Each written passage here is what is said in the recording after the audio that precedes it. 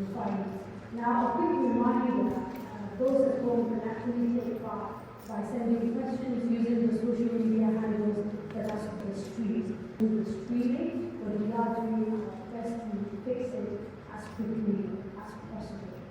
Now, before we went on break, there were two questions.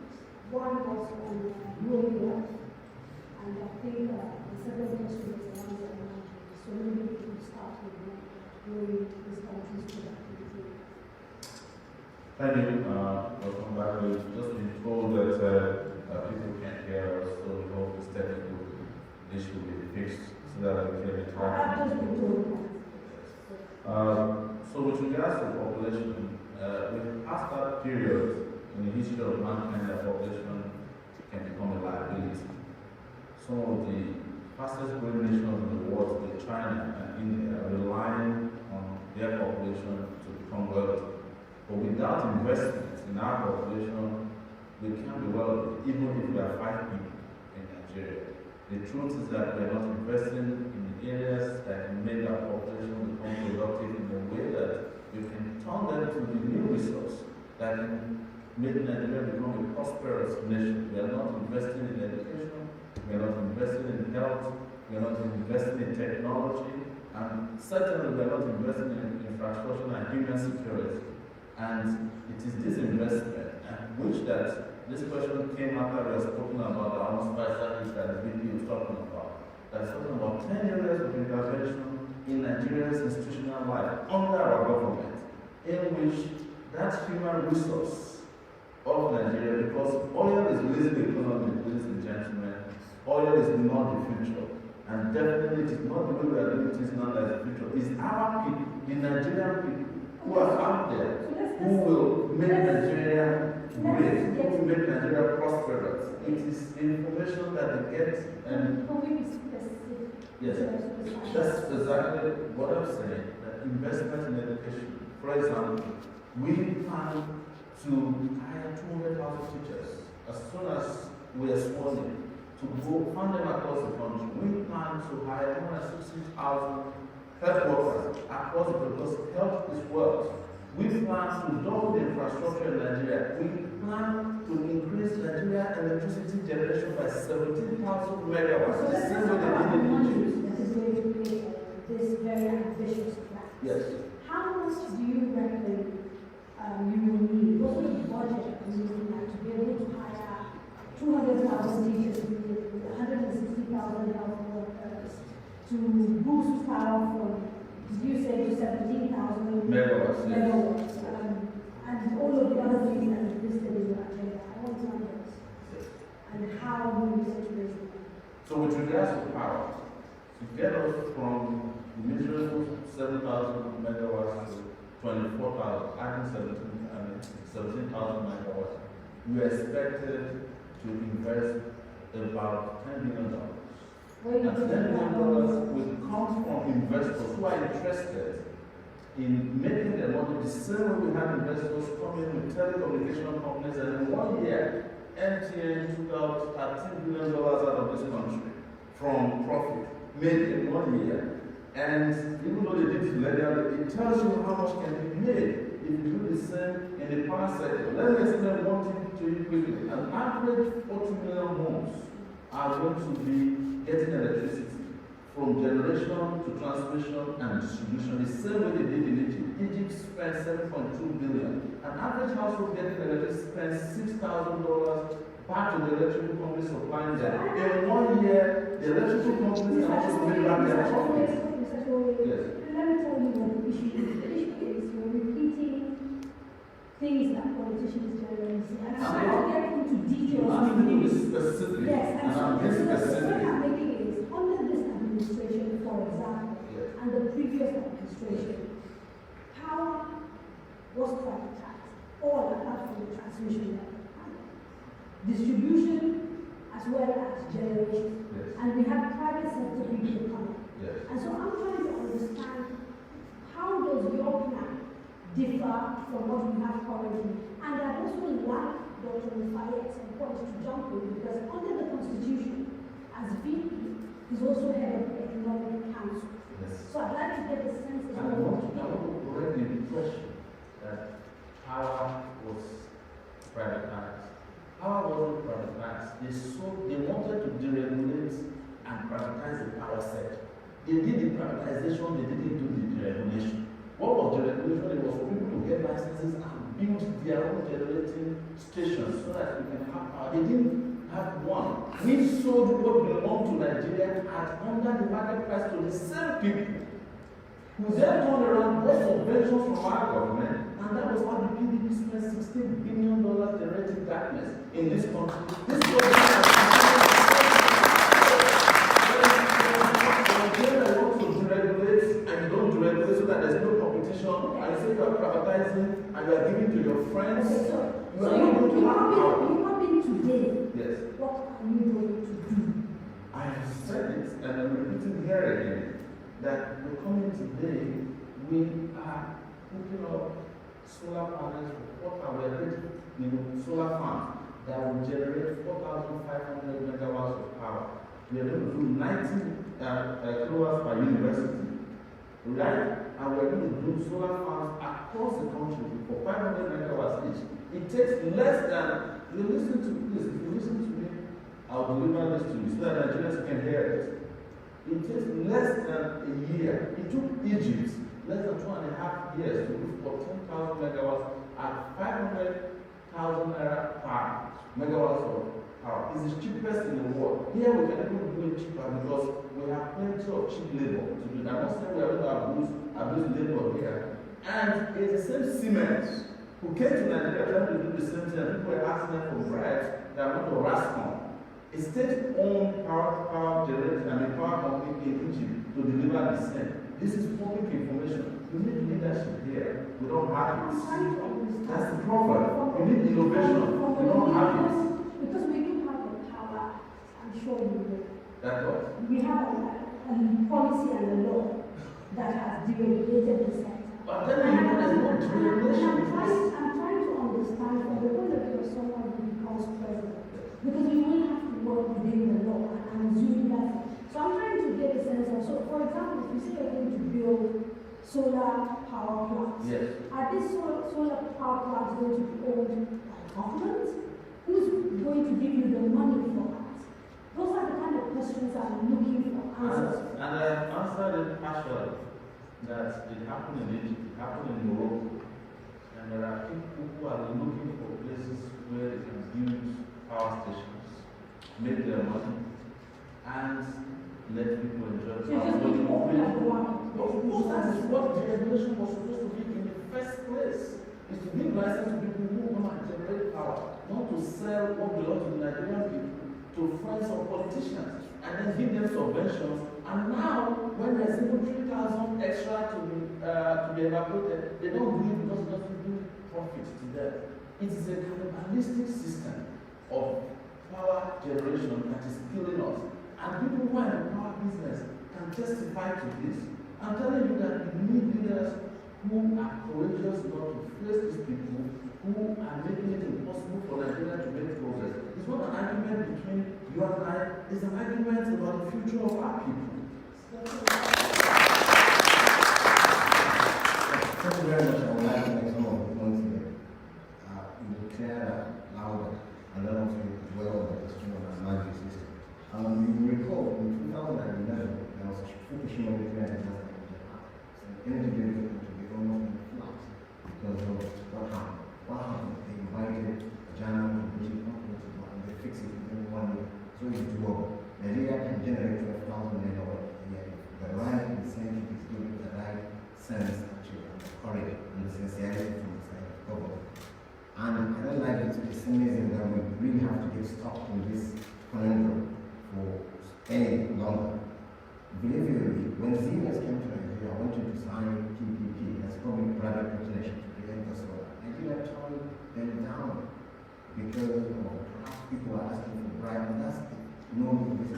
They had to go to Egypt, and then they got 14,500 megawatts in a matter of 2 years, and at a cost of $7.5 billion. So, unless money is not really serious, but we are a serious party, we are courageous, we are determined actually to change the status quo. Now, we realize that economy is not lives from trade that we block, we really do the work. We are going to leverage on the modern data, which is ICT, to improve our economic output and production. We realize that California now is one of the richest part of America, richest part of the world, because of IT giants like that, Google, eBay, Amazon, and so on. Nigeria also has to catch up with these, actually, because gone are the days, and that's why our party came up with this vision for Nigeria that really be internet connected. And sometimes they call this just formal internet too, and it's no longer a conversation. Because we are really interested to bring apps, to bring all this into Nigeria, to develop our people. In healthcare, it's now the aim. People create clinical decision support systems, apps that help our diagnosis to do better. Let me go straight to your manifesto, because I think the details that I'm looking for and finding there, and using the laptop. You said you need an annual budget of about $500 billion based on the manifesto to actualize your plans, which include recruitment of teachers, health workers. This is as opposed to the current Nigerian budget, which is between $35 to $40 billion. And I'm just trying to understand how your economic plan is planning to increase this budget tenfold, almost over just a 4-year period. What are the funding sources, for example, outside PPP and all of that? What exactly, why do you have $500 billion in a country that we know is suffering from a lack of, if you like, productivity? No. So, just so that we're correct, we have a number of projects that we will implement over 4 years, and we're looking at how much it costs. This is what the budget is. This is what the cost of The annual budget of Nigeria's grants is consistently about $5 billion a year. Nigeria's GDP is around 500 billion naira per year. So what we're saying is that there are a lot of opportunities for us to increase our revenue, and we'll do so, of course, ensuring that all the leakages that are there, corruption and waste and mismanagement, we get rid of that. That can save us $5 billion. Just let me finish there. And when we go next from there, is how we can actually increase the collection of our taxes. The collection rate of our taxes is lowest even in the African sub-region. And right now we're at about 7%. Ghana, our neighbor, is about 15%. What it means is that we can increase from what it is now, which is about 6 trillion naira, to about 10 to 15 trillion naira when we are effectively collecting taxes. We are not increasing taxes. We are just collecting company income taxes. We are ensuring that all of the tax categories are adequately and efficiently collected. Okay, so And will these give tax breaks to stimulate growth for small and medium businesses, if what we're talking about is increased taxation? I mean, increasingly, and you are seeing, this is collection rate of taxes. when we talk to all the people who support you, they see you as the candidate of the cities who's been disadvantaged over the years. That's right. And yet here you are, talking about increasing taxes. No, that's not correct. No. I didn't say that. I did not say we Okay, I misspoke. Not increase, collecting more taxes. No, yes, collecting more taxes from people who otherwise. Let me explain to you very quickly what I mean by that. Okay. There are a lot of companies out there today who are deducting taxes from their workers and pocketing it without paying to the federal. As a reporter, I did an investigation recently and found out that most of the companies that are in Nigeria, including the big companies, breweries in particular, some of them are supposed to be paying $5 billion in company income taxes. They are only paying $800 million because they have friends in those sectors that can help them hide the books. Why do you think Lagos is doing well? It's because they decided that it's time to be collecting taxes. What they do with the taxes and who it goes to, as about the party, is a different issue. They are collecting taxes. And if they were to be spending their taxes on the citizens, Lagos would probably be a Eldorado by now. That's So there's no increase in taxes. some of your plans seem to be very similar to what the APC collection. I removed that.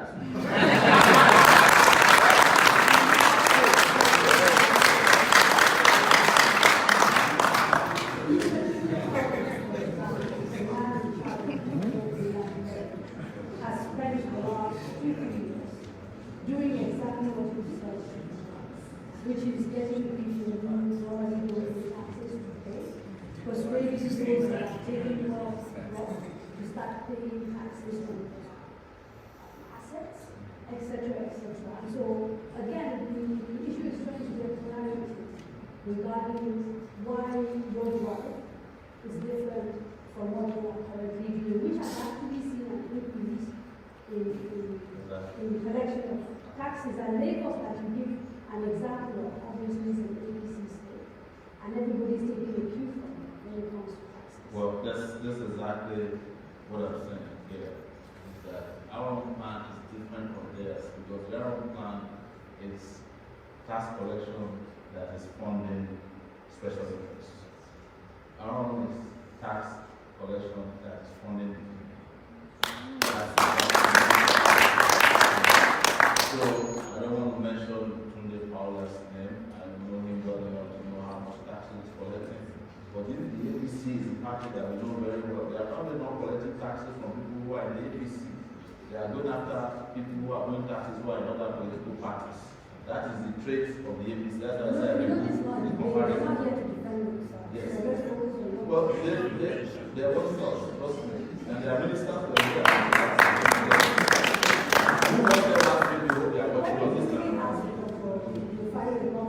question that has come from someone is related to what we're talking about. Amamata Suleiman writes and says, how do you plan to sustain the salary package of 100,000 of minimum wage that you have promised? Amamata Suleiman. Oh, excellent. I like the question, and this is not going to be anything near or close to what you can see. You know, that's what we're doing. Yesterday, they passed through the Council of State 3,000, 10,000. 27,000. What we have is actually not a minimum wage or a living wage. That's why we put it here. And you realize if you can help me do the math, an average worker is likely to spend at least 1,000 naira feeding on a daily basis, and then to transport himself to work, and then to have some savings for healthcare, and then utility bills. Now, food, if it's 1,000, and then So, you by your multiply by calculation, 30 this is what days. is required, is what you're saying. By your calculation, this is what worker And requires. that's what we aim to achieve, actually, because it has a kind of positive feedback. That is multiplying effect. When you improve the ways, that in itself controls the level of corruption, because you now disincentivize people to be tempted to corrupt, to be corrupted by people or vested interests. At the same time, this is the money they can actually use in sending their kids to school so that we can have a better Nigeria. These are the money they can use to access healthcare services as well. The healthier they are, the better they will be productive economically. And if you now put this together, you realize it's really important that we clearly look at this. Other countries that we are almost at the same level with the middle income, lower income countries actually are giving their workers higher wages than Nigeria. South Africa, for instance, is 156,000 naira compared to Nigeria. So even the 100,000, we said, is for the beginning of our work term. By the time we get... Let me ask you if you've done the math in terms of how much of an increase that is.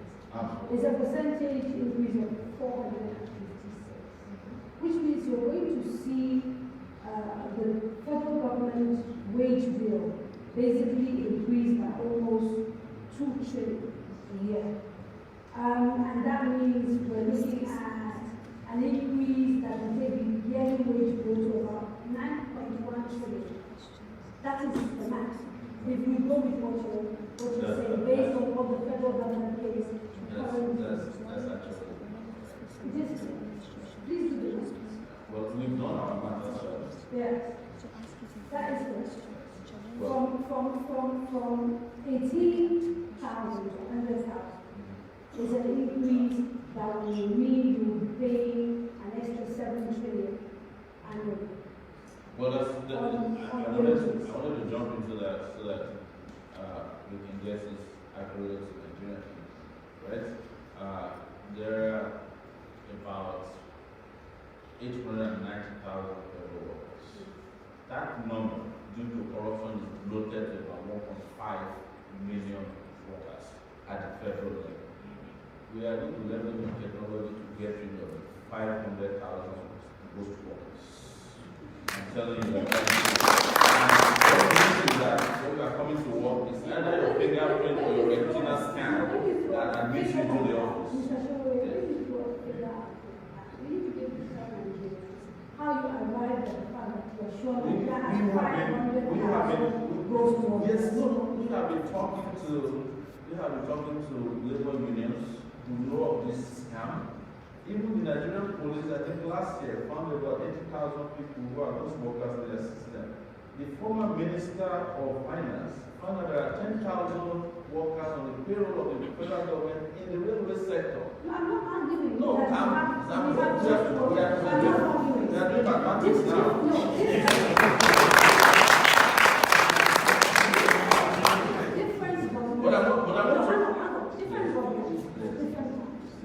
Have come in and have sort of exposed the fact that they found post workers, including the current government and the one before. What I'm asking is that you seem very clear, very emphatic about the numbers. Yes. You said you believe there are 500,000 post workers on federal wage. And I'm asking, what is the basis for arriving at this number? It's completely just what I'm just telling you. Investigating, and we're giving you direct information that I am coming from government officials themselves. But to how much it will cost, because the increase that will happen is going to be for about 70% of the federal workers on federal payroll, minus those workers, okay?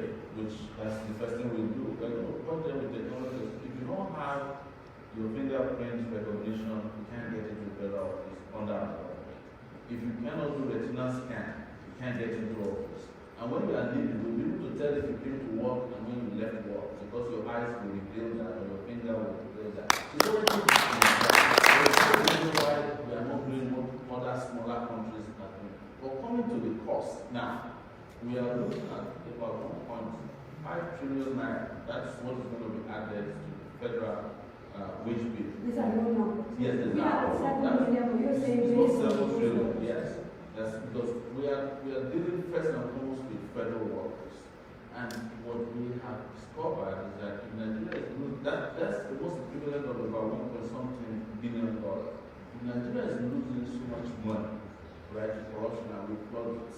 We get rid of those workers. There will be enough money to pay workers at 100,000 naira, per head. But let me tell you something about even the current increase that they just done yesterday. Let me just start it out there. Do you know how much the federal government said they are adding to the federal wage bill? About 24 billion.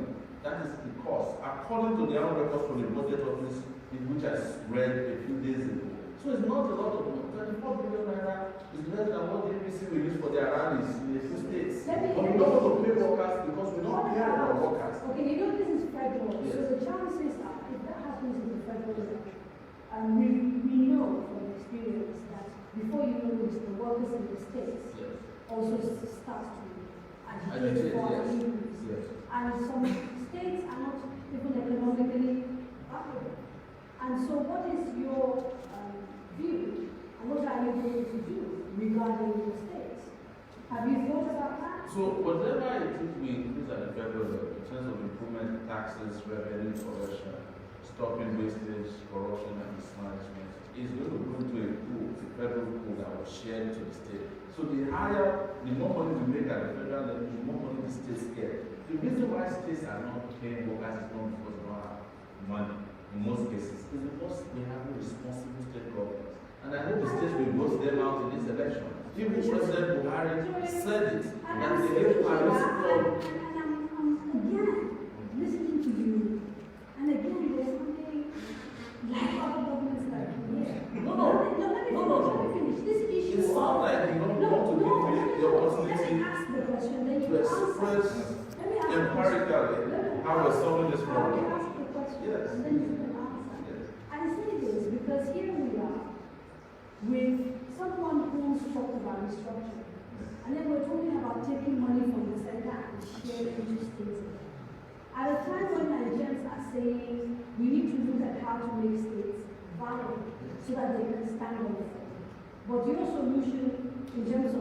wages for workers is that the center will say for you and distribute it. It sounds very familiar. It is not familiar because even when you restructure Nigeria, you are not going to leave the states at the behest of the restructuring without catering for them. There's still a lot of constitutional provisions that have to be made on how states can stand on their own. Look, people who are shouting restructuring are not taking into consideration some of this. And that's where we are different. That's why we are not just jumping to the restructuring argument. And the people who are talking about restructuring are not interested in restructuring. They have a party candidate and the party they want to support to come back to power. That is what restructuring means. And now that they have found their candidate, are you hearing about restructuring anymore? But here is what I want to tell you about how we need to make states very productive. There's a state called heavy states, right? And they are growing rice. They said, and I cannot confirm this, so that when you are fact checking me, that they need 150 billion naira. There is no state in Nigeria that can make up to 4 billion naira from the federal level on a monthly basis.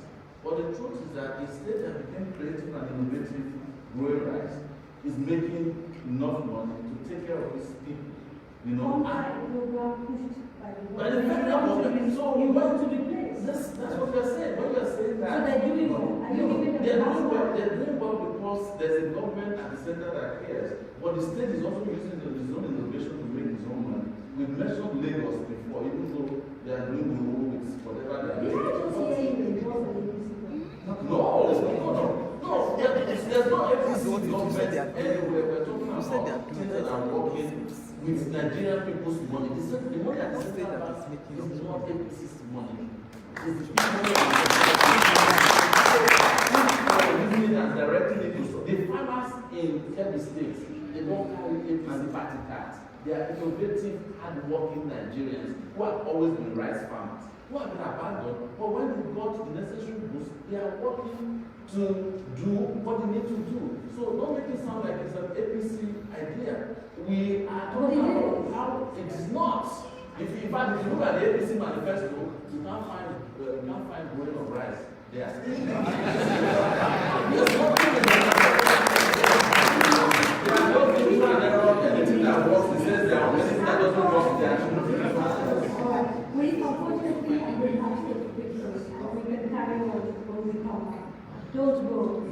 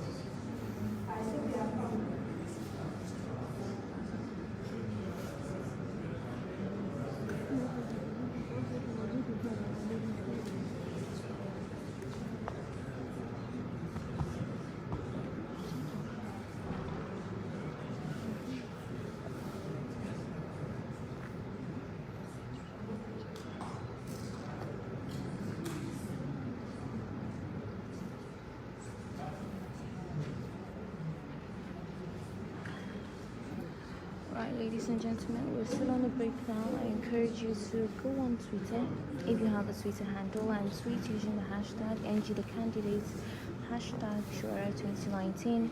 Some of you have noticed some abnormalities with the transmission of this broadcast from the NTA. I would like if you can point that out so that the organizers can be aware and that Nigerians can be aware that such abnormalities are going on. In the meantime, don't forget to tweet at Sowore2019 and using the hashtag NG the candidates.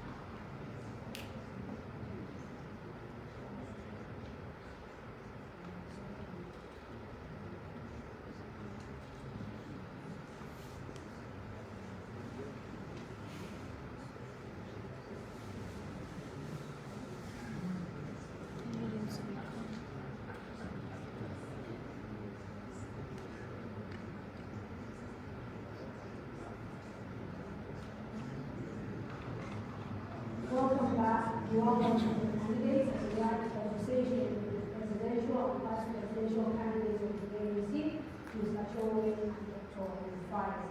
I'd like to get Professor Omoyele engaged and ask a few questions. So the lady in front here will take the report and then come back to the lady in front here, the gentleman with the glasses, the one right at the back in the cap, and then the gentleman in the suit. So let's do the four and then come back to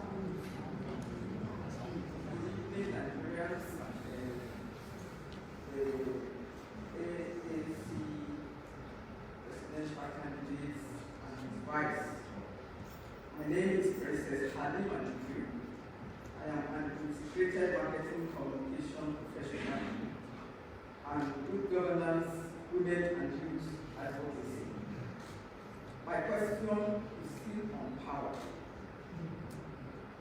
And I have every reason to take you back. And I'd like to remind you that power is on the exclusive list of the federal government. And that you should know that the privatization that was done was based on that premise. And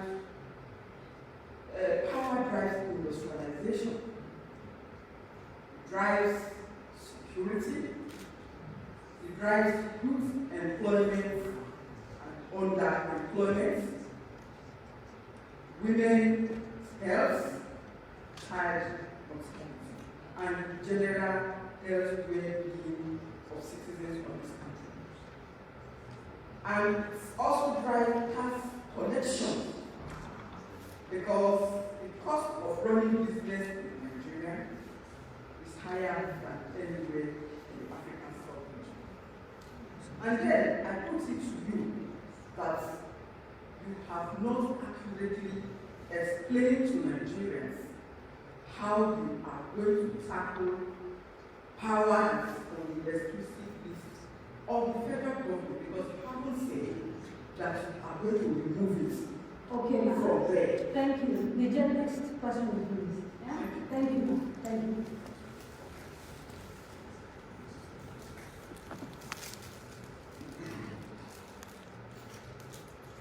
Good evening, distinguished Nigerians, candidates on the podium.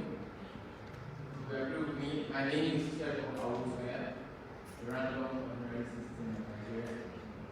You will agree with me that a few misconstrued social constructs must be redefined historically, holistically, in our policy for Nigeria to thrive.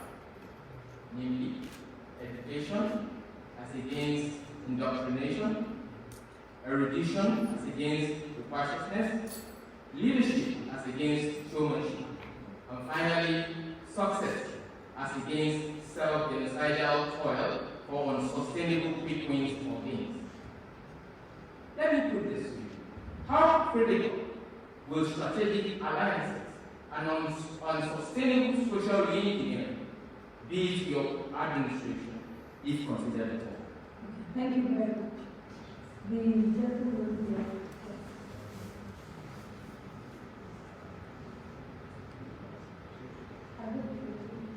Good. Good evening. My name is KP.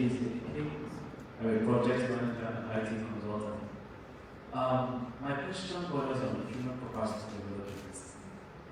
I want to ask, AAC, what plan do they have for young Nigerians? Today, the United States is doing well because they invested so much in their human capacity development. We see little or nothing from government, the previous government, the current government, in developing people, developing the youth, developing the minds in Nigeria. So what do AAC, what are they bringing to Nigerians in relation to government-aided skill centers? Thank you. Thank you. The last gentleman will come back to you. Good evening, Mr. Sowore. You mentioned something about the current government. What is your name, Mr. My name is Rabiu Rufai, I'm an economist. You mentioned something about the current government growing rice, and I want you to know that currently in Nigeria, it's not only Kebbi State that grow rice, but of course, and some states in the southwest and the rest. And just because the government said we are running mono economy, which is oil, we need to diversify. From diversification, we got to see the boosts into rice. What else being produced in Nigeria that you think, as a government, if you are given opportunity, that you too can boost and produce? So, a few questions there, and I'll add a few more of the kind of related so that we can combine them and people at home. I know so Benjamin says, Mr. Sowore, what plans do you have with regard to educational system? Having spent 20 years in the US, where there are almost tertiary institutions, as against Nigeria, where our education is gotten so bad. This is where our foundation comes. The youth, Mr. Daniel, says the youth of our country has been neglected over time. A bill for an act to establish a youth-driven organization, Nigeria Peace Corps, was rejected by the president. Would you have dealt with this differently, or would you have done the same? So let's look at those. Let me start responding to some of the questions somebody has already asked, and then also to give something about the restructuring of the economic transfer. It is in our own interest, and of course, the interest of wider Nigeria, that we look at economic restructuring, not the restructuring where multiple actors who want have opportunity to really demonstrate their people. We realize that there's a culture of perverse incentive in this country, that even when the states are bailed out by the federal government, they end up actually investing the money where it shouldn't be. Look at our markets in all the states, almost all the states that have been fire incidents, claiming millions, billions of people's You were testing for the office of president to the vice president. Yeah. As far as I know, your party didn't have a lot of contesting government. Yes. And yet, you seem to be talking to me about the state government. Yes. There's not much you can do about that. If you are president or vice president. You can actually leverage on the competitive advantage, actually, to provide them with the incentive to go out and partner. Look at the state government. There's no local government in the state for most of our record. What is the state doing actually in order to bring out these results? Some states have changed the tourism. So I'm trying to understand how at the center you influence the way a state is governed. Because I'm still not clear what you're saying exactly. One of the states actually runs for that was every time that is trouble, and that it could not have some policy networking with them, even if you don't belong to the same party, actually to work on the common house. That's what our interest is. Actually to see that the states on their own are more productive economically, so that they can take care of their problems and their issues. And the quickest way to do that is to help them with strategic decision making in the way they undertake their activities. In this country, the poor will really go to because it disheartens me when you see serious investment that will be done and to improve the economic needs of the states that are not being taken. Those radical decisions have to be taken. And we have some candidates in our own party, and that's what we came up, and that's what we are interested in. Now let's begin to talk about some of the questions asked. There is one actually, somebody mentioned that the magic system, and I can tie it to the education system. We realize that there are, according to statistics, depending on who you look, almost 13.1 million children actually that are out of school, and the majority of them are even based on magic system. And I thought this government, President Muhammad Buhari is from the North, Muslim, would actually do something about it when he came to power. And he did not return his back against them. And I understand that there's only one problem you can solve with no action. Maybe I'll call it anger. And I don't think so. Definitely, we will really take them off the street. We will really inject 200,000 teachers teaching our primary school. The education at the primary school level here. Let me ask you a specific question. Where are you? The Yeah. We have seen that there's a dearth of skilled Teachers. in the last few years, we've seen states actually test even the ones that are in school and find that they are actually competent. Yeah. And where they've actually tried to recruit, some of them are at home, getting people who are very hard. So if you see to me, as soon as you enter our office, you're going to recruit 200,000 teachers. The first question that comes to mind is where will you find? You realize that we somehow, when we see a problem, we take axe take and say, okay, so you know, every year I know we talk about teacher education. These teachers can be put to good use when we incentivize and then we put a lot of resources actually to give education to the teachers as they go. So At it the would be moment, there are you first have to re-educate them before you in our recruitment process, selection, and then their distribution, we really have to be keen on what quality they are. But there are a lot of Nigerians that are only in our state that are not employed, and they have the certificate and the right aptitude to teach in our primary schools. And the primary school, there are a lot of ulama actually that are keen actually to see these children really absorbed into a formal teaching. Look, if Nigeria would, which is unlikely actually, but one area that I'm sure everybody will be interested, which is last call, is education and health. When we did our research, Nigerians across all the regions we've been to, they're interested in having a good healthcare system and then education. When they make sure they're on the road, that has always been this. So again, And we have a public I don't know specifics. How much money do you need to take into education if you are in the aspect?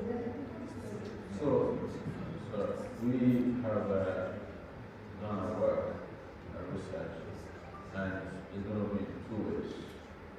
First is, of course, the normal budgeting process, and the next is, of course, the planning process over time. For instance, the 13 million kids that we are talking about, when you purchase different figures pop up in different areas, we discovered that the average of 100,000 investment over 4 years will take them all of them out of school. As a matter of fact, the Universal Basic Education Act makes it a crime not to send children to school in this country. And most people don't know that the president of Nigeria could be impeached if they don't allow kids to go to school because it's a constitutional provision of ours.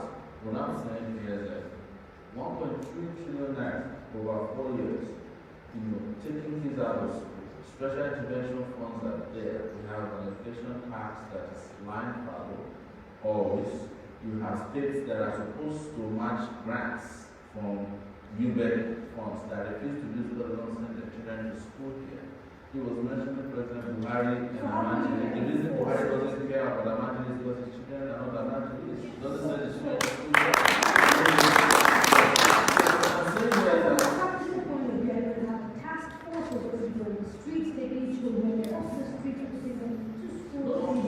look, when I was growing up, under free education in all those states, there were task forces taking us out of street if you don't go to school. And there are two ways. There are parents who are around looking for kids that don't go to school. They will drag you by your hair and send you back to school. That is how our African moral society operates. Of course, the war against discipline once captured me on the street and took me back to school. But don't say that I'm endorsing Buhari. So I'm just telling you that you can actually have the police do the job of enforcing the UBEC Act. When in the US and in the UK, when you live, if you don't send your children to school, the police is going to come after you. It's just a matter of ensuring that they get the mandate and they get the memo that it's a priority to let children go to school and they don't go to school. It becomes a law enforcement issue.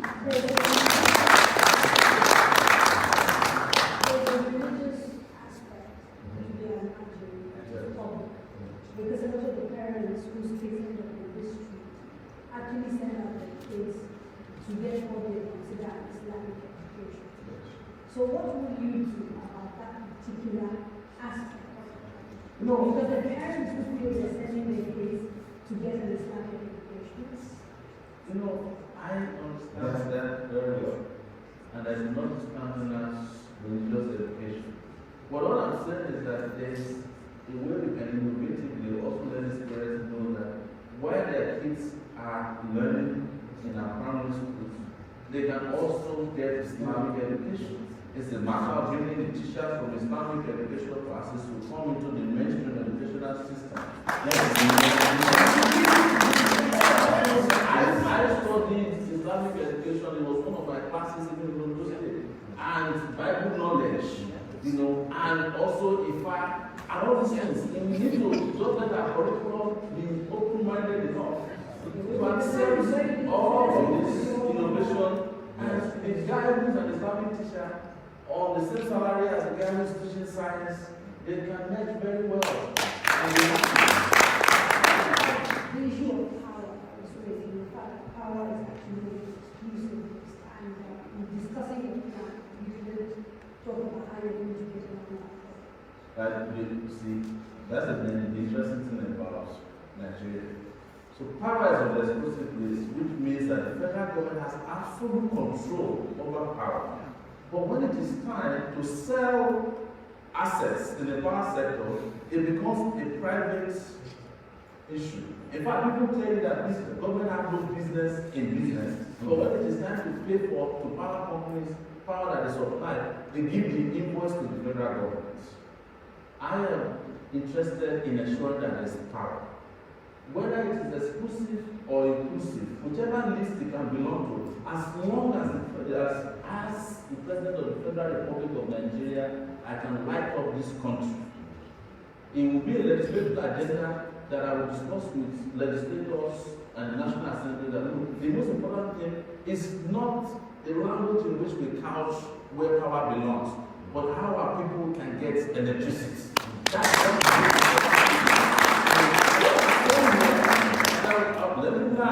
What I'm saying here is that this idea that we are deregulating and privatizing a sector that suddenly is also still in the exclusive lists, and the federal government is not supposed to say anything about it, is the oxymoron of the power sector. It's not oxymoron in my view, it's abracadabra. They don't want there to be light in this country. We have paid for it. Where did the 16 billion naira that the PDP spent on power sector? The federal government. But nobody is holding the private sector responsible for darkness. It's the federal government that is responsible for the lack of electricity in this country. The federal government better guide the laws, recover what it needs to recover. What our people need is light, not excuses and where it belongs.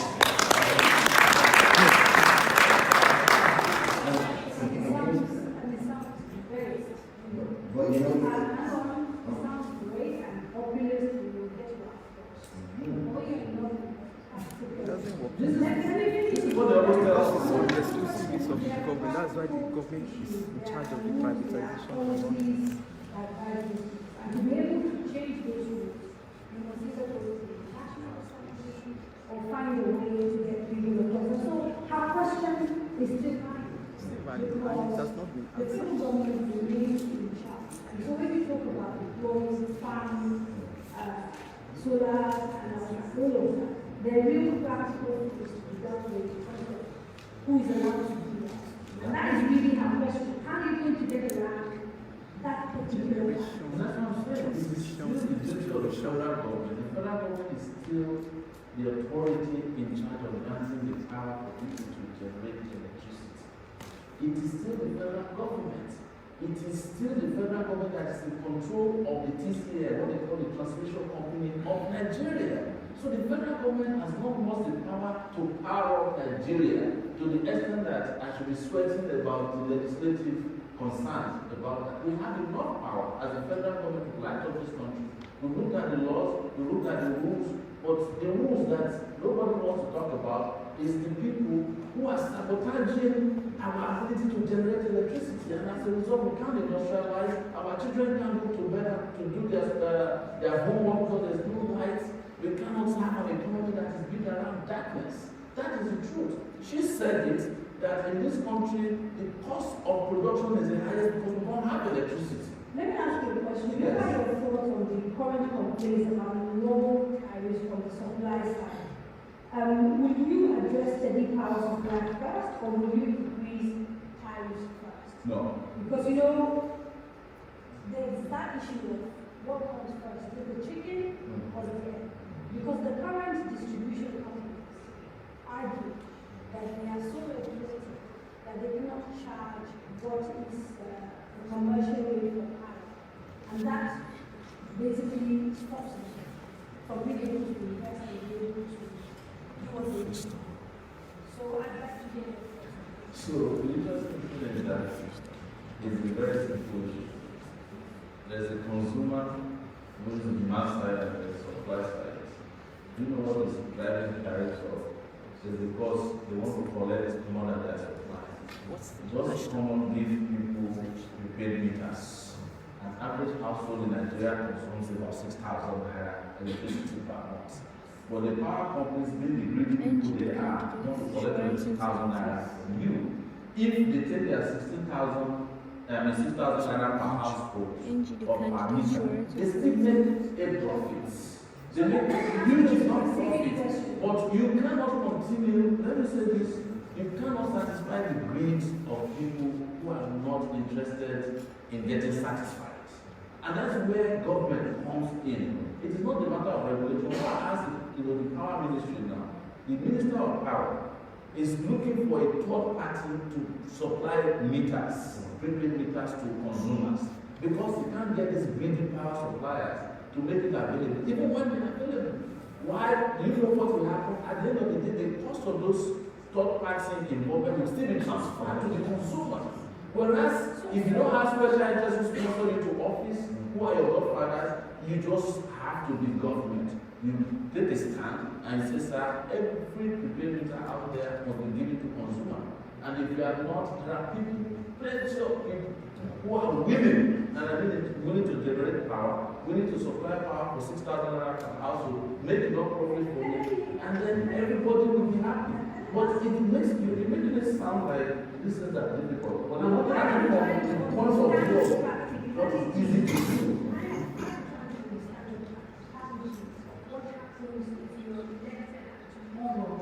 The president of Nigeria. It's not only tomorrow, but February 16th. Your president and this distribution companies, they're already in place. Yes. They've bought all these assets. They're responsible for distributing power within certain areas. Geolocation. So I'm trying to understand from the practical point of view, you get it to place, what exactly is going to happen? And I'm not sure I'm clear. No, I'm very clear that What will be your relationship, for example, with the distribution companies? Will you be seeking to take away their distribution licenses? What will you do? Some of them are not even carrying out what they are licensed to do. We cannot continue to hamper those ones. We take back the licenses. If we are not supposed to, you don't sit down on the license and refuse to carry out the service for which the license is met. That is where the regulation was supposed to have. That was why I discussed the regulation earlier. If these license owners had been the ones who are generating the electricity, they would have been eager to distribute it. But because it doesn't belong to them, and they got it by promise, they buy it. They didn't buy anything. These guys they dashed it to them. Some of them are going to jail. No, it's true. Some of them have been arrested for how they duped banks to buy these things. We gave them subventions. This country gave them trillions, almost $1 trillion subventions after we gave them the power sector generating companies and under the table, under market value prices. I have been involved in investigating these things. I'm just telling you that private, that's the reason why they will sit up. I'm not going to do any body language governance. I'll be there asking questions. Why don't you disrupt criminality?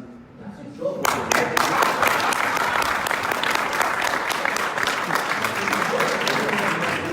Criminals taking advantage of your people, do you just sit down there and say because?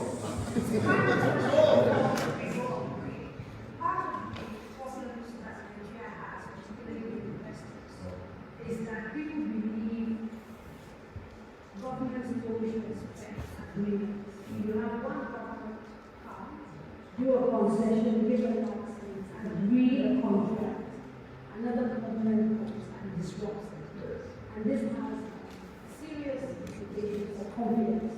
So those investors that you keep wanting to attract, the PPP that you're talking about, get a little bit wary of this country because they think people come and they change things. It sounds like what you want to do. No. Do you know why those kind of PPPs are got to do it? Because when they have a president that is all fortunato, collecting bribes, you lose your integrity for partners. But this is the most important thing you must understand. And national agreements government investment in every country. We have discussed MTN taking out $13 billion. If Sahara Reporter hadn't exposed it, the federal government would have asked them to bring back the money. And when they did, what did they do? They went back to them, we're only getting 80-something million naira back from 13 billion naira that they took away illegally through the central bank of Nigeria. That is criminality. You know, and that is what we are going to disrupt. But you knew that what did they do? They went to judges to be looking for injunctions. Whereas they're supposed to just respect an agreement, not to take money illegally out of this country. You do it in the US, you are going to jail. I know you are used to be sued. No, they can sue me. They can sue me. I'm a presidential candidate. You can sue me before the election, not after the election.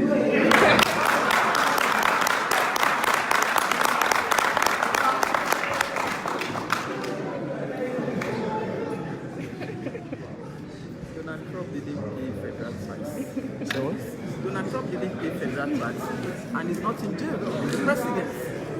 So even in America, a lot of things go under.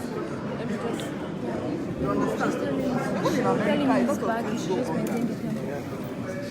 All the post office in America are about to be sold, and a Democrat, a lady, made sure that the husband got the contract to do it because both of them bear different names.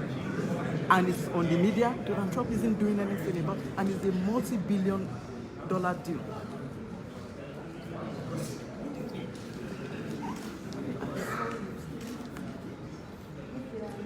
Listen, I've been a journalist for 21 years.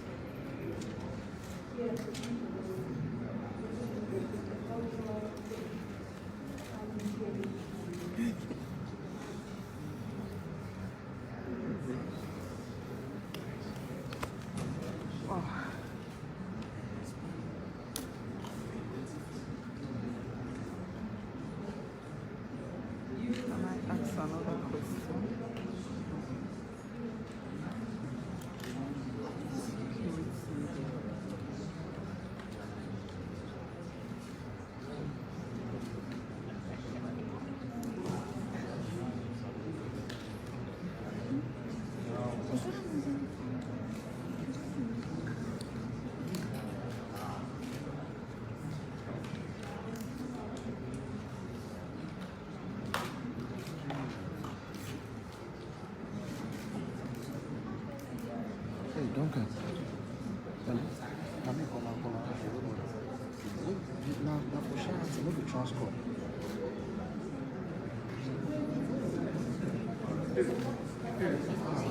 Make it to Charlatan. Charlatan, you go on. You need the transport now, Charlatan. I beg. I'm waiting. Can you? Can you find the help and this and just take this down? Okay. Yeah. Hola.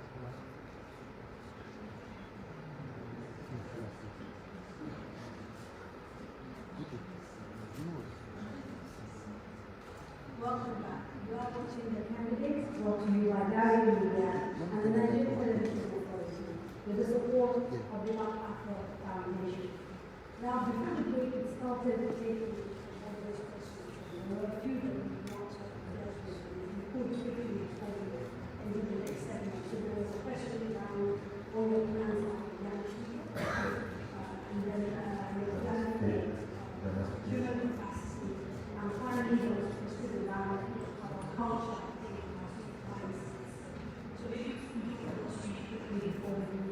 Yes. security of the Yeah, but regards to young people, there are two very important things. It's the university education, and then after they get out of school, find jobs. And our party, our mandate to provide 5 million jobs, and we're very specific about that. And in the past, I told them what we're about, we're providing almost 2 million jobs, especially as we invest in niche dialogue, in the sources of providing power, electricity. In the security sector, where we need massive infusion of personnel, we're looking into providing almost 200 to 300,000 jobs, getting more recruitment into the police, the army, and other security agencies that we need to keep us secure as a country. We are also going to invest in education in such a way that we will invite every available scholarship that is out there for young people, for students. We look at the number of students in this country, and we believe that we can afford to even give study allowances to students. And they are not going to jump at me as to where I'm finding, let me finish. And I have been in a country where I wasn't even a citizen in the US. And before I even got my paperwork normalized at Columbia University, I already had student loans that have Pell grants provided for me as a student. So yes, that I can pay my rent, and I am not. So I'm just saying that. But do you know that America? We have always we're sitting down here giving excuses on behalf of people who are failed. I am trying to tell the Nigerian people that in the judicious use of their resources. Yes, I'm telling Nigerians that in the judicious use of their resources, we can support our country, we can support our young people, we can support our children, we can support our elders, we can support everybody. There's enough to go around. But when you continue to feed the greedy, the needy will always suffer. You cannot satisfy the greedy minority. And I'm going to jump in one more time. Yes.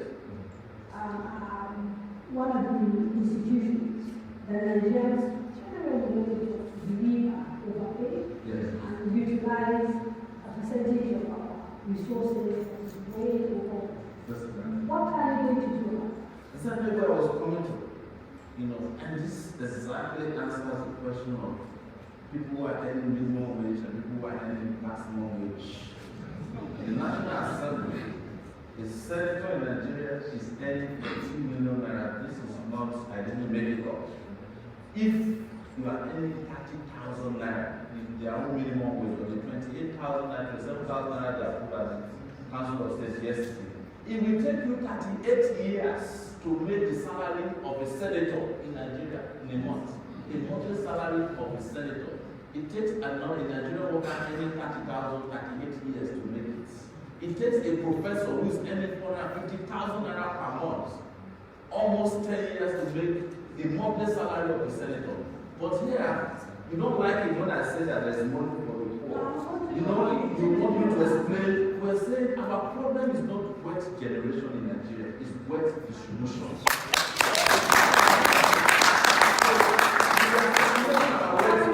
In the hands of just a minority.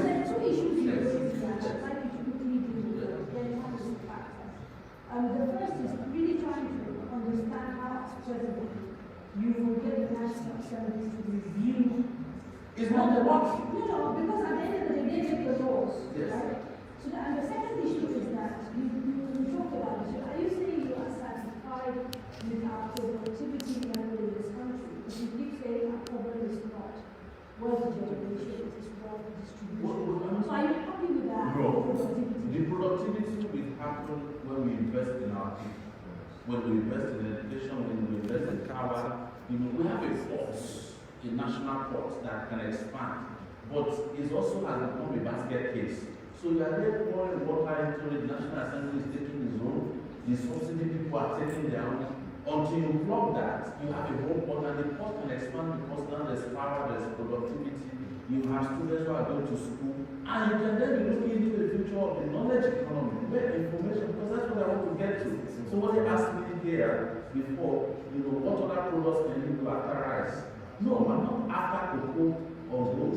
I'm after the knowledge of Nigerians that we can sell people in the future. Because we know that some of the top markets of major countries in the world, it is not cocoa and rubber and their sellers. Amazon is there, Microsoft is there, Apple is there. If you invest in our universities, FUTA can produce one student, that is the Federal University of Technology or the one in Mina can produce one student that can innovate to the extent that we can have a Facebook founder in this country that will really work. So the National Assembly, going to their own place, there is no way we can accept an illegality. The allowances they are paying themselves, according to even the laws of the land, illegal. They are not entitled to more than 1 million naira or thereabouts in allowances. So the mere fact that somebody has taken over the lunatic asylum and is awarding themselves what they like, doesn't mean that it is illegal. We can challenge it. We have a court in this we can challenge and see how much are they entitled to, how much should they be collecting. If we cannot get them to drop it, the country might as well drop them. That's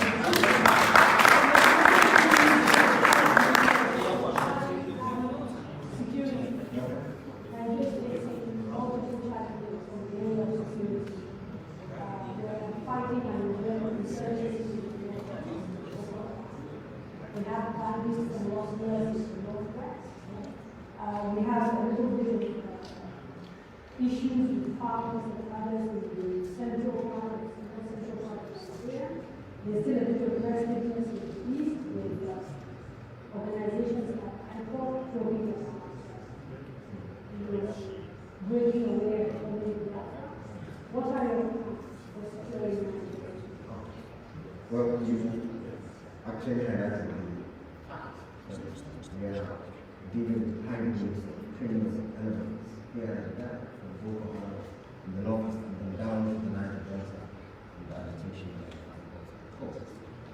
We realize that we have something in common, all of many lessons, sort of complacency in the center, where the generals, the police, the head of our security have not been actually doing very well to what they are assigned to do. And then if you now add other security challenges like the others, and the farmers flash has its own uniqueness in its own way. So you really have to break down what sort of security challenges and then to actually develop an innovative solution for them. But the first is actually to know that Nigeria will do better, will live in peace, progress. One we don't condone anybody's crime because it belongs to a tribe, creed, religion, or anything. We really have to find a way of their crimes, whoever they are. If you take the farmers' hardest crash, well, we only have to reflect on what is happening in the Sahel. They have always found themselves in the middle of the desert. They don't have water, bodies, and so on, but they still produce an economically prosperous society. No killing like the scale we have in Nigeria. So you realize in Nigeria, for us to solve the problems of hardest, we need to actually change the way we do agriculture. We need to adapt to the climate change and the issues around it. And then of course, last time, I'm sure you saw the video if you did your homework well. The flyers we made in Taiwan and then we were asking sure, when are we going to have schools for our kids? When are we going to have better system to take care of our cattle that are tired and been killed and so on? Then this is a commercial ranch, which has the potential actually for this harvest to actually access animal sciences, product meaning the way to profit faster and better, they can graze, and then of course to get veterinary care from the government, from people and some DDP with interested people actually can actually have commercial ranch. These are likely to fatten their cows, produce more, create a value chain along that and that can feed us with milk, and there you have more prosperity. I agree, we don't have dams. infrastructure available. I am so sorry to keep doing this to you. That is exactly what this What? Right.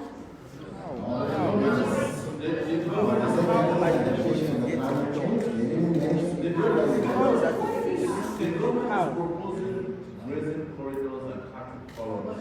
They are different from commercial ranches. No, I'm not aware. I mean, no, look, you had a hectic time interviewing the president and the president. So maybe there's a problem of understanding. We went through that. They are saying that they want grazing corridors, they want cattle corridors. We are proposing commercial ranches. In which case, someone can own there are 20 million cows roaming around in Nigeria. And you find out that because they're roaming around in ways that are not productive, they hardly can produce milk, and most of them are suffering malnutrition. If you give them the ranch, they will be fat cows. You know, and everybody can go into the business because the cow meat business is a $3 billion industry. You know, that we have not tapped into. But beyond that, there are droppings. The cow dung can also be used for biogas, from which we can generate over 1,000 megawatts of electricity. So this is what innovative leadership is about. You asked the president here last week with due respect about how to solve it. He never mentioned commercial and child protein. Yeah, no, that's why I'm saying what the BP knows about Nigeria, what the president knows, they are two different things.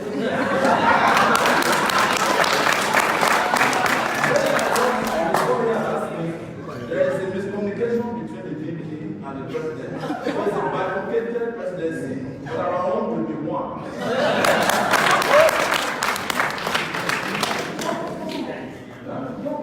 Yes. Solution to Boko Haram is direct. Every 10 years, any local insurgency of any kind must be defeated. They usually last gestation period of insurgency of that nature. But the problem with Boko Haram was that the moment it transmitted from being a crisis to a business, there was no way it was going to end. As a reporter, I was the first person who was reporting that army generals were not buying equipment, they were not paying their soldiers by the front lines, and I was derided for it, that it was because I didn't want the other party to win. Eventually, how many of the generals were arrested, prosecuted in the army, in the navy, in the air force? But you know what? When they got to the army, the record of prosecution disappeared. Okay, so because of the people who are in the government. will you arrest and prosecute army generals? Absolutely. You know, I have said no that any army general that has been involved in fighting the Boko Haram insurgency will be asked to leave peacefully the armed forces. Because that is not the general that can win the war. But when you keep them around, the president said it, I think it's on Arise TV, that he realized that some of the army commanders have overstayed their usefulness. But today, so we see he has not fired them, he has not relieved them of their responsibility.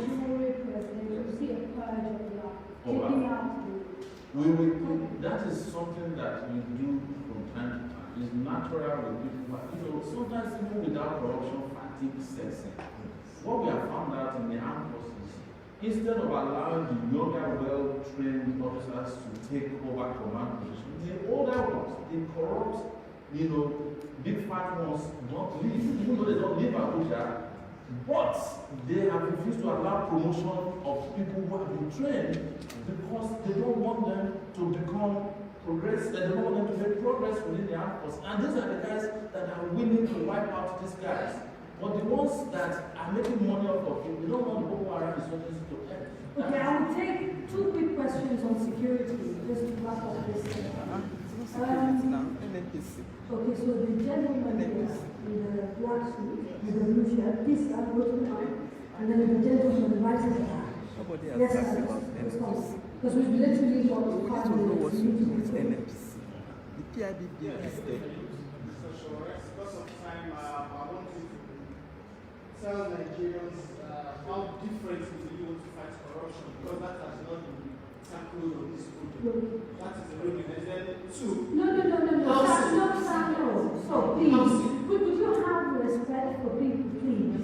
And there's 5 minutes to go, sir. So how Just 5 minutes. My name is Rabiu Rufai. I'm the volunteer candidate for the African National Congress in Benin State. And over this person they thrown to me the issue of hedging and farmers' purchase and the VDD answered the party. But the issue is that even in commercial ranching, you need the people to give the land. The problem down there is that people are not ready to give the land because there is now also an emotional and cultural clash between this system, forcing them to give out the land to commercial. They perceive it as you are trying to force them to be defeated in the war. Okay. So it's how do you tackle Who want to do ranches should buy the land. Get it on lease. Nobody will dash anybody land for private business. You were quoted as saying Nobody give your ancestral land to strangers. and make it a commodity that can generate money. I'd like to understand what you said, whether you were quoted correctly, whether it's a question of legalizing it for use domestically as well, or whether it would be legalized just as a business model. They should ask him. Let's see And what he will say different. I'll answer that first because I know it's very important. We're legalizing it for export. There's a huge market out there for cannabis. The one that we're going to cannabis, it has a lot of medicinal use. And the only part of marijuana that people worry about is the part that has the THC. And there's marijuana that can be grown that not even contain that. Marijuana or the hemp tree can also be used in place of so you're not looking to allow Nigerians to use cocaine? Anybody that wants marijuana in Nigeria can get it. I don't have to worry about that. And I'm telling you, it's available everywhere you come in this country. Marijuana has always been available. People deceive themselves. What I'm saying is that we have NDLA burning 1.5 trillion naira worth of marijuana every year. Canada is in the middle of it. Let's pack it and sell it. Instead of selling them and making revenue, we are using them to pollute the air that we breathe, thereby damaging the ozone layer. For marijuana in a year, Edo State, and that's around the marijuana around Delta. Have you worried at all that because you end up with a business in weed, you may end up with a situation where in many ways you are enabling a bigger population to use marijuana? The market will run for Mexico. Local people will use it more that people to afford it. So it won't be available for them. Those who grow them, who release them and end foreign exchange.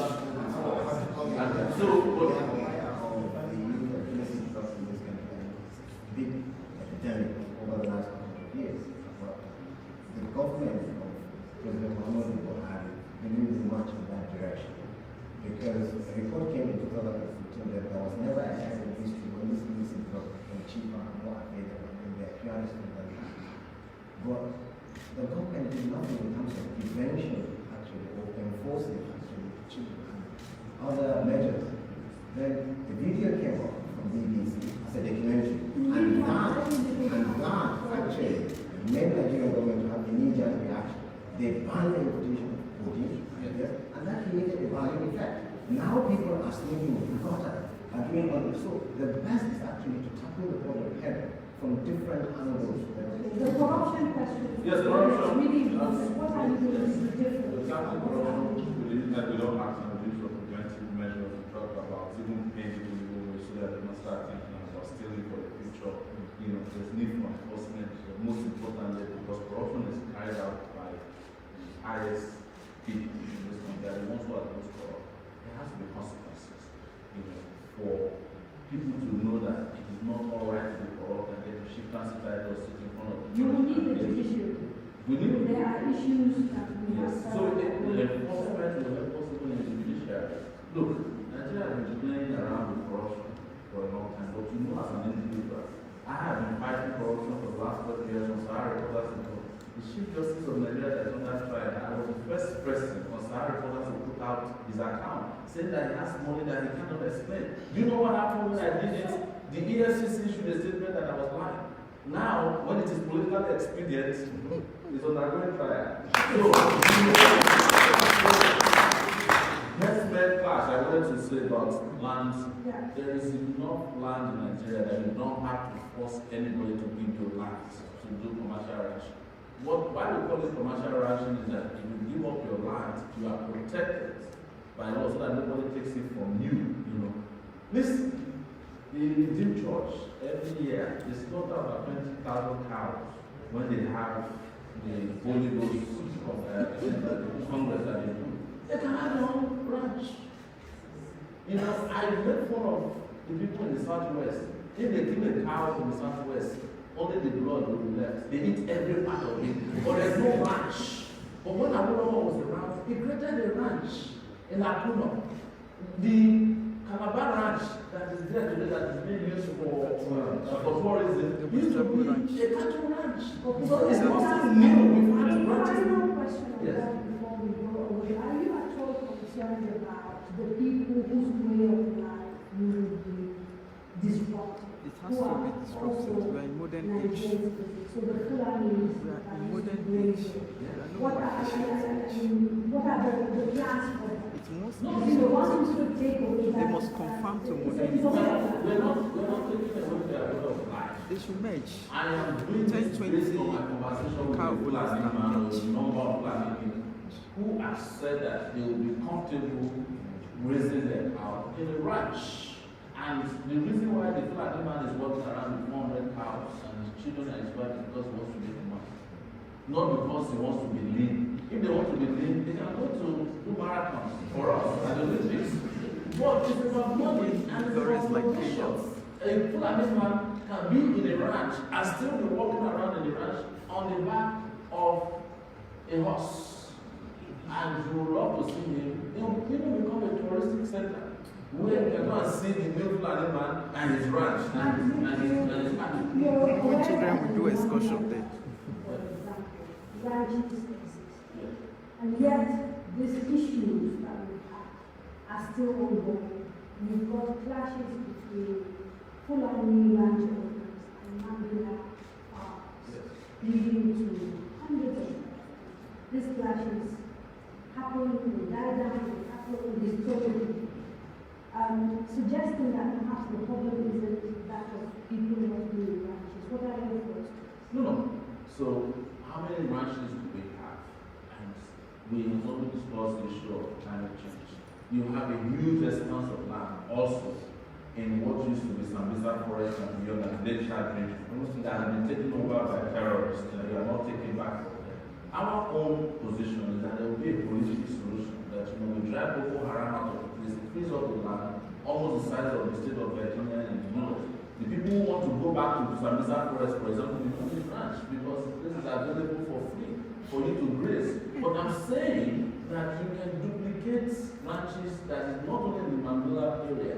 And the reason why the issue of Mandela is different is that people are looking at it from who is superior to who. And this is where you start to talk about the security agencies that they talk about how people view them when they intervene, when there's a clash. When you see the Minister of Defense acting as if he's on the side of one side against the other, you have a problem.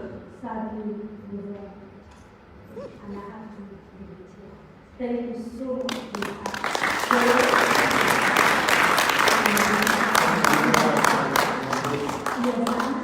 I'm reminded there's a final important question and I need a short answer.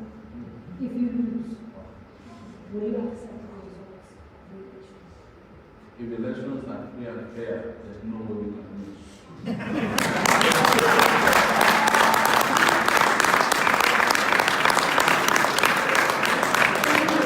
The next edition of the candidate will take place only exactly 7 days from 8 to 10 p.m. It will be a live show once more, and we will be talking to the presidential and vice presidential candidates of the People's Democratic Party, the PDP. That's Nigeria's former vice president, Atiku Abubakar, and the former governor of Anambra State, Mr. Peter Obi. Until then, we wish you a very good week. Take it back.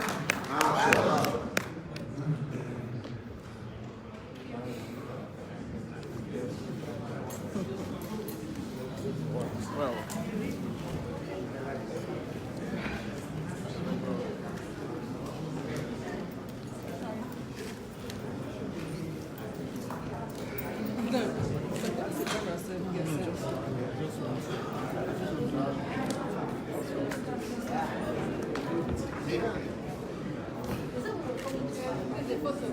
Yeah. It's the first one. That's it.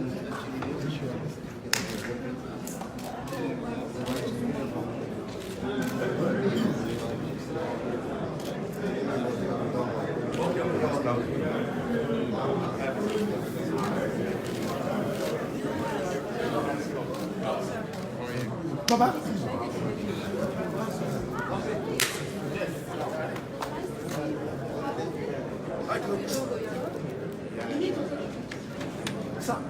We could do this.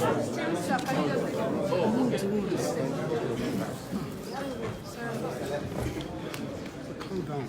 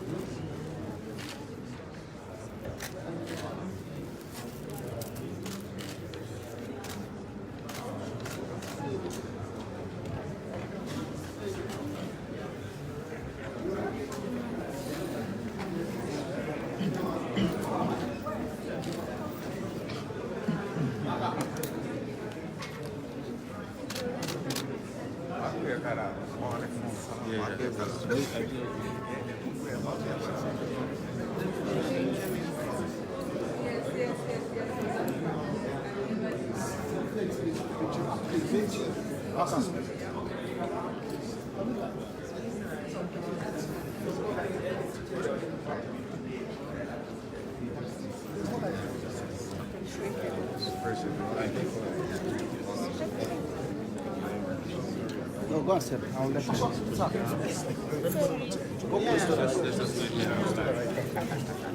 Well, just one after the other. Oh, okay.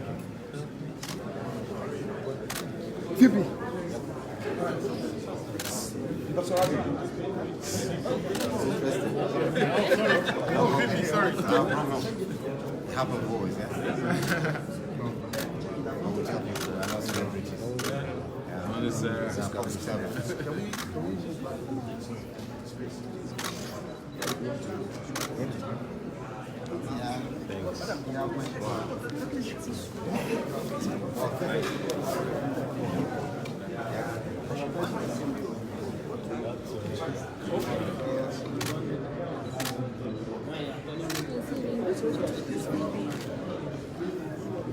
All them Blackstone. I'm good. Yeah.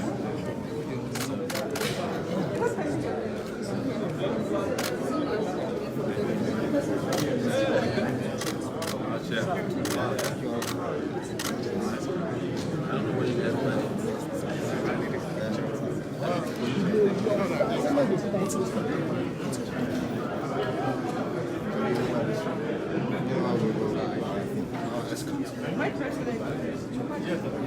That's right.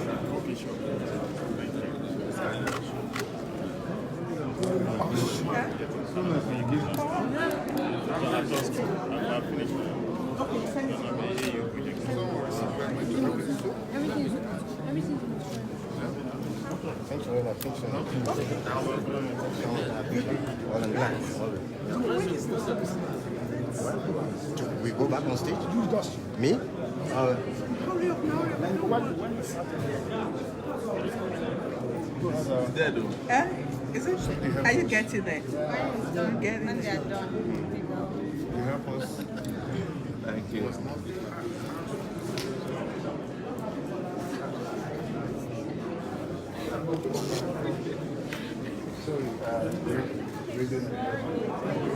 Radio Nigeria Crew. Yes. Can you help? Okay, can we please squeeze this?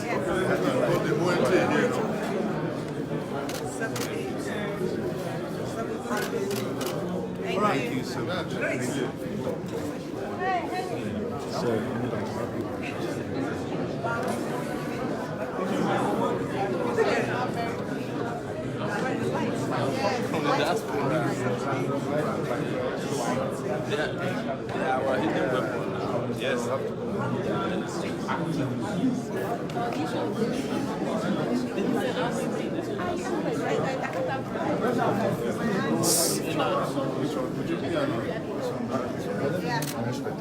Okay.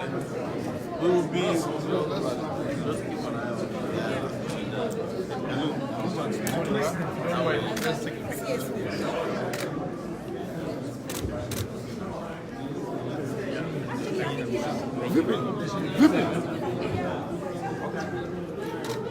Go back. Yes, please. Follow with my hand. Okay. Somebody has stand up. Very well. 1-4-1-7. I'm doing it. I'm taking it. It's not doing it. No, the program is over. I keep driving. Yes.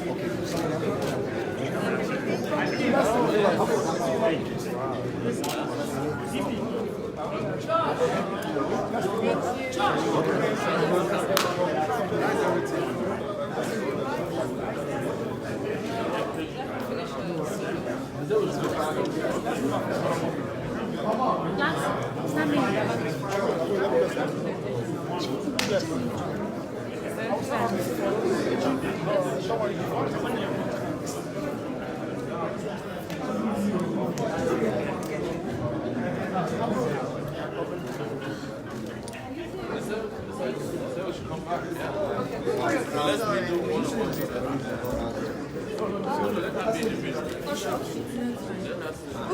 That's no strong.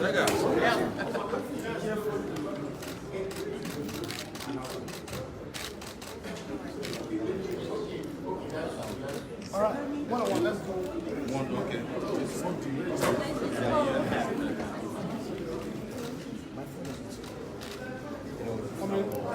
Are we done? We're not done. No, it's not done. It's not done.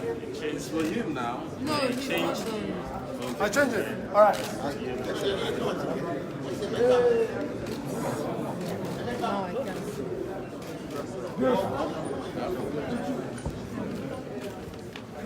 How are you?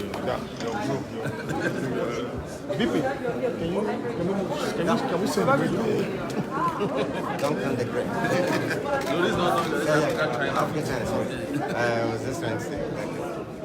I don't think that I have to buy some music. Yes, last. I'm doing the. Yes, I do. Sorry. How are you? Let me quickly do this. Yes, yes. China.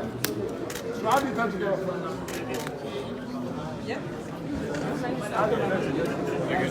Let me snap it in Blackson. Yes, you have to go there. You understand the way it's works. Salami. You have a move.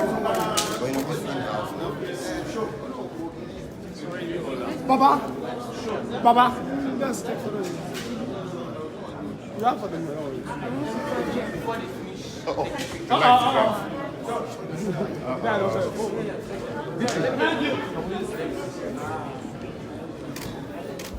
Let me just.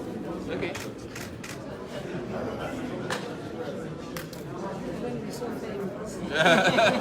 Okay. Sega. Let's do this. Sir.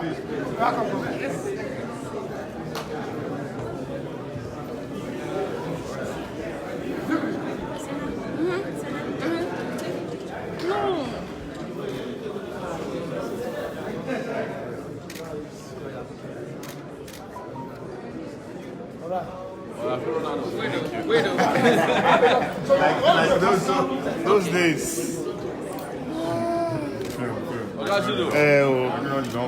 Of course. Who is talking about film now? How much longer are you in transport?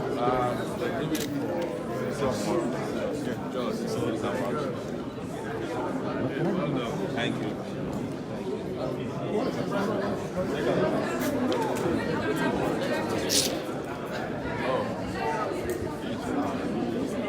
I can't take the photo. Balcony, so no. Where's Mubarak? Mr. Gbero, please.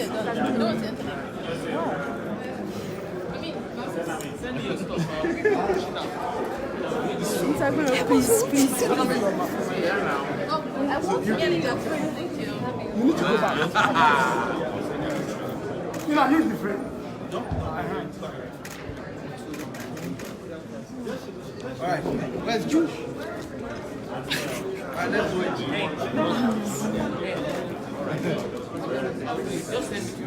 Wait, let's not do one. I'm not taking it.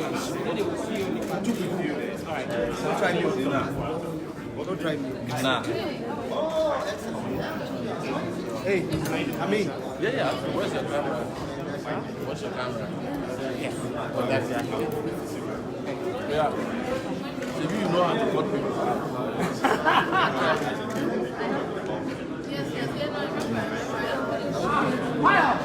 Come on.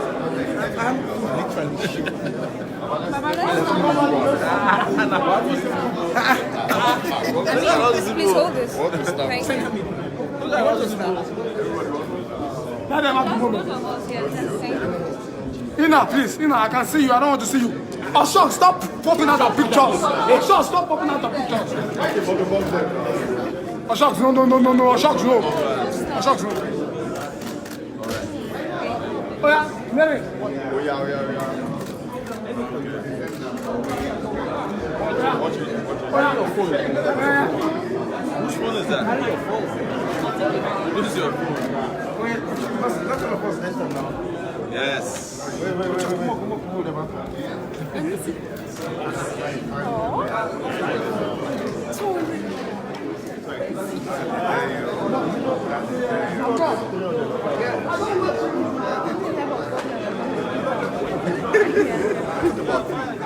What is business? Your favorite. Relaxing. Wow. Hello. Okay. Wow. No. In-house thing. You see, it's not my picture. You need my autograph. I should do it. Share your experience. Oh, what? Of what? The debate? Or the town hall. Oh, the town hall. Yeah, sure, it's excellent. Actually, yeah, sure. By the way, let me come down. Oh yeah.